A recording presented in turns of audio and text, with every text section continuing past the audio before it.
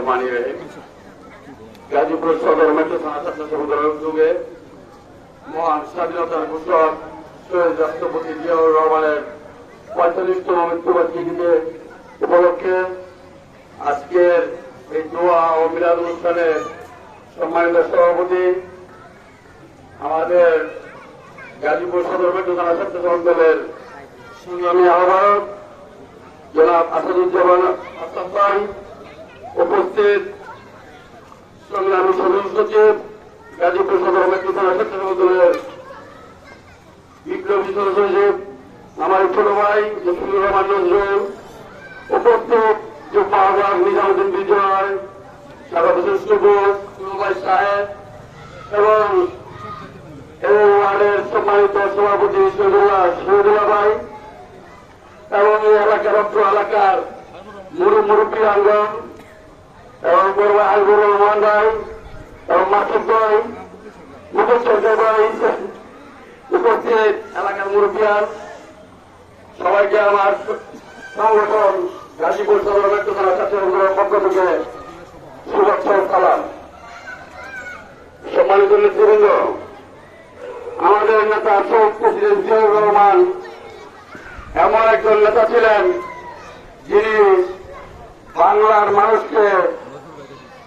বিশ্বের মাঝে এই বাংলার জাতিকে তুলে ধরেছেন এবং তার সাহস, তার আত্মত্যাগ শিক্ষণীয় বিষয়। দুঃখের বিষয়, আমি সিনিয়র নেতৃত্বকে দৃষ্টি আকর্ষণ করে বলছি, আপনারা যখনই কথা বলবেন আমাদের এই প্রজন্ম আমাদের নেতা শহীদ রাষ্ট্রপতি জিয়াউর রহমান সম্পর্কে যতটুকু জানা ততটুকু জানতে পারে না বলার কারণে। তো আপনারা চেষ্টা করবেন বক্তব্যের মাঝে আমাদের নেতা শহীদ প্রেসিডেন্ট জিয়াউর রহমানের জীবন বৃত্তান্ত তুলে ধরবেন, যাতে এই প্রজন্ম আমাদের নেতা সমাজে জানতে পারে এবং বুঝতে পারে এবং তাকে অনুসরণ করতে পারে। তার আত্মত্যাগ, তার সাহস, তিনি কিভাবে দেশের এই যুগ ক্রান্তিকালে 1971 সালে ঘোষণার মাধ্যমে এই বাংলার জাতিকে যুদ্ধে যাওয়ার জন্য উদ্বুদ্ধ করেছেন, তাই এই প্রজন্মকে জানা দরকার। তো সিনিয়র নেতৃবৃন্দকে বলবো, আপনারা কথা বলতে বলবেন,